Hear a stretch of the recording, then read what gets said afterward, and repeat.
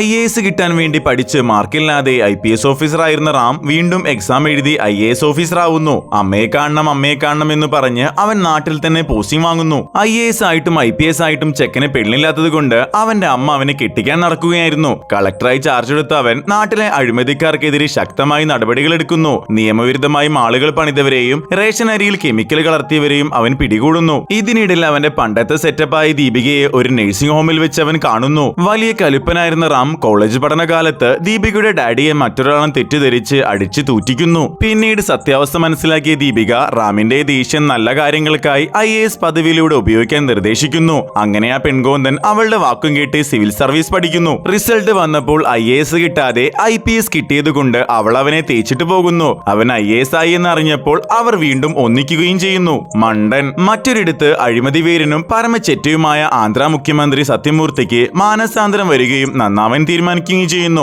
എന്നാൽ മുഖ്യമന്ത്രിയുടെ ഈ മാറ്റം അയാളുടെ വളർത്തുമക്കളായ മോപ്പിക്കും മാണിക്യത്തിനും ഒട്ടും ഇഷ്ടപ്പെടുന്നില്ല. ദീപിക റാമിനെ പാർവതി എന്നൊരു സാമൂഹിക പ്രവർത്തകയെ പരിചയപ്പെടുത്തുന്നു. മുഖ്യമന്ത്രി സത്യമൂർത്തി പങ്കെടുത്ത ഒരു പരിപാടിയിൽ വെച്ച് പാർവതി അവിടുത്തെ ഫാമിലെ പാലിന്റെ കെമിക്കലിനെ പറ്റി പറയുന്നു. പാർവതിയെ കണ്ട മുഖ്യമന്ത്രി ആകെ ഞെട്ടിപ്പോകുന്നു. അങ്ങനെ പാർവതി സ്റ്റേജിലേക്ക് പോകുന്ന വഴി മോപ്പി അവളെ തള്ളിയിട്ടപ്പോൾ ദേഷ്യം വന്ന റാം മോപ്പിയുടെ ചെപ്പക്കുറ്റി അടിച്ച് പൊട്ടിക്കുന്നു. അങ്ങനെ മോപ്പി അവളോട് തെറ്റെന്റെ ഭാഗത്ത് സൂര്യ എന്ന് പറഞ്ഞ് മാപ്പ് ചോദിക്കുന്നു. മോപ്പിയെ മന്ത്രിസ്ഥാനത്ത് മാറ്റാൻ മുഖ്യമന്ത്രി തീരുമാനിച്ചതറിഞ്ഞ് സ്വന്തം വളർത്തച്ഛനായ സത്യമൂർത്തി അവൻ തട്ടിക്കളയുന്നു. എന്നിട്ട് അവൻ മുഖ്യമന്ത്രിയായി മാറുകയും ചെയ്യുന്നു. എന്നാൽ സത്തുപോകുന്നതിന് മുൻപ് സത്യമൂർത്തി രാമൻ അയാളുടെ രാഷ്ട്രീയ പിൻഗാമിയായി പ്രഖ്യാപിച്ച വീഡിയോ ലീക്കാവുന്നു. സത്യമൂർത്തി ഒരിക്കൽ അപ്പണ്ണ എന്ന സത്യസന്ധനായ നേതാവിനെ ചതിച്ചാണ് അധികാരത്തിലെത്തുന്നതും പിന്നീട് അയാളെ കൊല്ലുന്നതും. അയാളുടെ ഭാര്യ പാർവതിയും അവരുടെ നഷ്ടപ്പെട്ട മകനുമാണ് റാം എന്ന സത്യം എല്ലാവരും അറിയുന്നു. ചീഫ് ഇലക്ഷൻ കമ്മീഷണർ ഓഫീസറായി എത്തിയ റാം മോപ്പിയുടെ കള്ളവോട്ടും അഴിമതിയും തടഞ്ഞ് തിരഞ്ഞെടുപ്പിനെ നിയന്ത്രിക്കുന്നു. റാമിന്റെ DNA ടെസ്റ്റ് ആവശ്യപ്പെട്ടപ്പോൾ മകന്റെ ഭാവി രക്ഷിക്കാൻ വേണ്ടി പാർവതി ആത്മഹത്യ ചെയ്തു. അവസാനം ഇലക്ഷനിൽ മോപ്പിയെ തോൽപ്പിച്ച റാം തിരഞ്ഞെടുപ്പിൽ ജയിച്ച ശേഷം സൈക്കിളിൽ സർക്കസ് കളിച്ചുവെന്ന് സത്യപ്രതിജ്ഞ ചെയ്യുന്നു.